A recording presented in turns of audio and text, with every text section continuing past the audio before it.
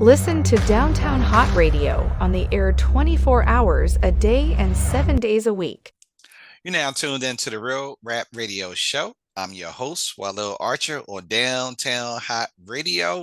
I have a special guest with me. I have author Calvin Cassady. How are you today? I'm great. I'm glad to be with you today. Thank you, sir. Thank you, sir. So I'm super excited. You've written your first book, so now you're an author. Congratulations. Thank you. Let everyone know the name of your book. The name of the book is Bridging the Gap, Spiritual Journey to Heaven and Back. I love that title of the book. What inspired you to come up with that title, the name of the title for the book? Well, it's pretty much what happened to me. Okay. I can explain. The whole crux of the book was from an experience I had following a fiery car crash when I was a teenager, and as a result of that crash, I was had a near-death experience, offered to look at heaven, chance to visit with our Maker, and then return to try to make the world we live in a better place. And that's pretty much it in a nutshell. After a few years, I've managed to reduce it down to just a few seconds rather than a few minutes. But it's a complex story, but basically that's the gist of it. Gotcha. How many chapters would you say you have in the book? Probably 25. Okay. And how long did it take you to write the book? Oh, well, it's interesting. The event happened over 50 years ago. I started writing. I'm a retired school teacher, retired about 20 years ago, and that's when I started writing the book, because I was thinking about all the things that had happened and how they came about, and that's what created that's what created the body of the book. Basically, the book is in three parts. One, it talks about my experience in heaven and the car crash. That's probably the most exciting part. But then the second part is about my experiences in the classroom, because I was a classroom teacher. And part of my due diligence with our Creator was that I would come back and serve students, young people, as long as I was in that profession, help those that were in need. And I was assured that that would be something that I could figure out, and I had no trouble. And, be able to, write out the results, show people that, when you live with faith and hope, and you provide children with something to believe in, that you'll come out ahead. The third part of the book is the other side of the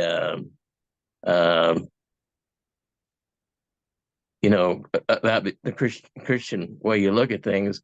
We provide help for those in need, but we live in a community where we can certainly accept help from our neighbors and our friends. That was brought up to me whenever our house was destroyed in a tornado, and literally, we were had not much left in the clothes we were wearing, and to see the community come together around us was a different kind of faith than the first part. Then it's kind of tagged together at the end with hope for the society that we live in, through faith and hope, and a community of faith, and helping each other. Did you face any challenges writing the book? And if so, how did you overcome them? Okay, that's a good question, because there was a big challenge. Most of the book in the beginning was written from journal entries from the years that I taught school. just as I began to start to translate those, we had a tornado, and I lost a lot of that information.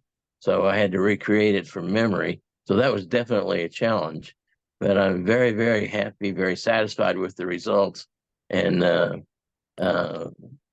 but that was the biggest challenge was trying to reproduce what I'd already done, and that probably made the process last probably a couple of extra years. Understood. So, what do you want the readers to take away from reading your book? What I want the readers to take away is, first of all, that heaven is real, Christianity is real, and it's available to everybody. To live a life for Christ guarantees you eternal life. But while we're here on earth, the idea of faith and help and love helps us get along. Helps us make progress, helps us defeat the things that Satan puts in our path. And now more than ever, we need to, be aware. We need to feel the confidence that there's somebody that's always looking out for us. And my job, and through the publication of the book, was to simply verify that, to give people more than just faith, although it's just me, it's just my word, but it's made a lot of difference for a lot of people, especially a lot of children. Do you have any memorable moments from writing a book? Well, some of them are just downright sad. I mean, sad and glad. Sad at the situation and glad at the way that it turned out. I could watch myself grow as an individual, grow as a Christian, grow as an adult. Gave me confidence that what I can do as a witness for Christ will make a difference. That you can expect a difference. If you do nothing, you can expect nothing. But if you get in there and in the trenches, get people belief, faith, and love are the three things that I want to drum home through the book. So we have to have faith. We have to have somebody to believe in, something to believe in, and love is what keeps it all together. So those are the three main parts, or three of the main takeaways from the book. And it's a universal message. It's never going to get old. And like I said earlier, we need that now more than ever, so we can feel good about ourselves and feel good about the country we live in, and stand up for what we believe is right. Stand up for God. Nice. Now, once again, congratulations on writing your first book. Now that you have written your first book, is there anything you would do differently when writing, say, a second book, if you decide to write a second book? If I write a second book, and I toyed with that idea, if it's just getting going, I'm not getting any younger. But I would be the first part, the heaven experience would be a little more. It'd be a little more precise, a little more dramatic. That would be the first thing that I would do. I'd probably change the title. That would be, I personally like Bridging the Gap, but some people that I've talked to said, well, I don't get it. And so, if people don't get it, they're probably not going to pick it up and look at it. So I might want to change the title that would not get people confused, that they know what the point was. I'm not sure what that would be, but there's always more stories. There's always, every day, you can find Jesus and God working in your life. And some days you sit around and you're thinking, maybe feeling a little down, and you just spend a few minutes reflecting and meditating, and you'll see that you're just kind of in a downtime. You just need to just take a deep breath and realize that God's still there, and He's going to help you, and He's going to help you help others. And sometimes there's a lot on your plate, and especially during COVID. I mean, how many of us knew? How many of us? I mean, it was just like you couldn't escape it. During COVID, I had my own little podcast called Intermission, which was a time between what was and what was going to be. And I had a lot of fun doing that because I didn't have anything else to do. And I got that to reflect back on. And if I would write another book, probably some of those podcasts would find their way into print, because you look back and you say that was pretty good, especially coming from the time and what was going on. So I was not unhappy with the way the book came out. I gotta admit, it kind of came out in spite of itself. I mean, I really didn't have a huge big plan. I just kind of let God take me down the road.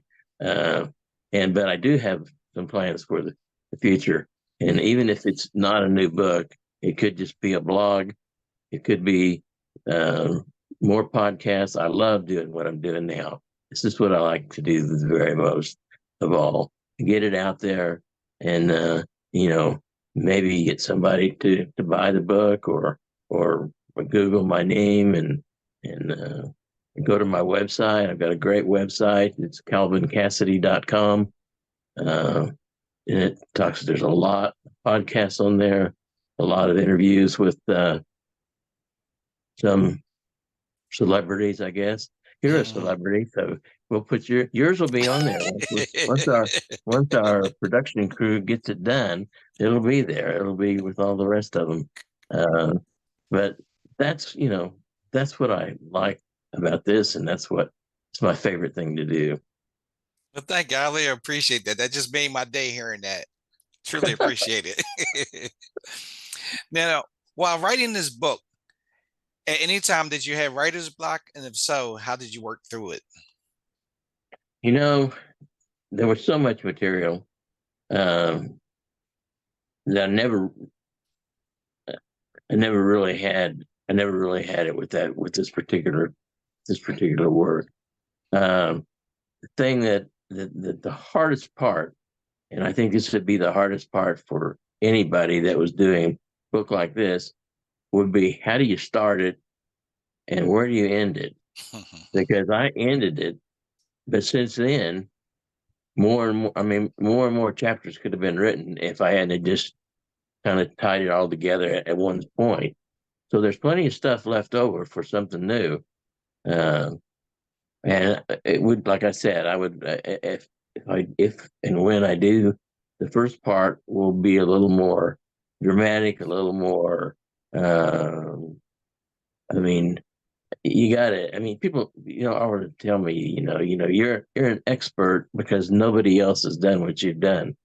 Well, that's, but then when you think about it, that's kind of true.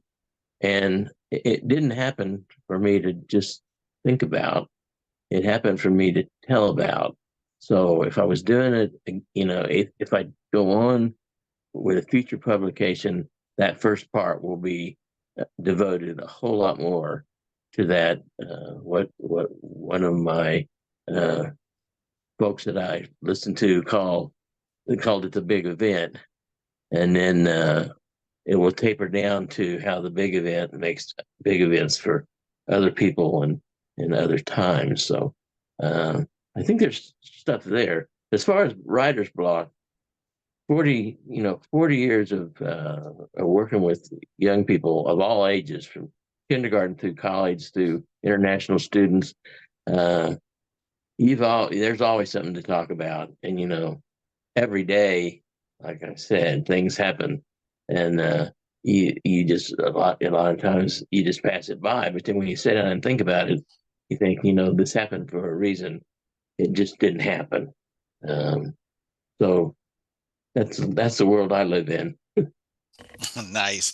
And as we begin to close out, any final thoughts or closing remarks? And not really. I would just, like I said, encourage people to. The name of the book is "Bridging the Gap: A Spiritual Journey to Heaven and Back," which is a lot to remember. But my website is Calvin Cassady. That's CalvinCassady, one word, .com. That's my webpage, and you can find out a whole lot more about me, about the podcasts that I've been on, the publications, the news releases, things like that. That we can get to know me better. There's a place on there for comments. And if you do read the book, please do a review for Amazon. I'd really appreciate it. And with that being said, Amazon, they can purchase the book, and where else can they purchase the book? You can't. It's not available at bookstores, but it is available at most of your online. I know last time I looked, it was at Target, Walmart, .com, Barnes and Noble, Books A Million. You can order them through all those outlets. Nice. Well, Calvin Cassady, I'd like to thank you for doing the interview today. Well, I appreciate it so much. My pleasure. Like I said, favorite thing to do. Nice. So that's my time today on a Real Rap Radio Show. So I'll see you guys next time on a Real Rap Radio Show with Walil Archer on Downtown Hott Radio. Peace and blessings, everyone. Listen to Downtown Hott Radio on the air 24 hours a day and 7 days a week. Tune in by downloading the Downtown Hott Radio's mobile app. Listen on our website, www.downtownhottradio.com.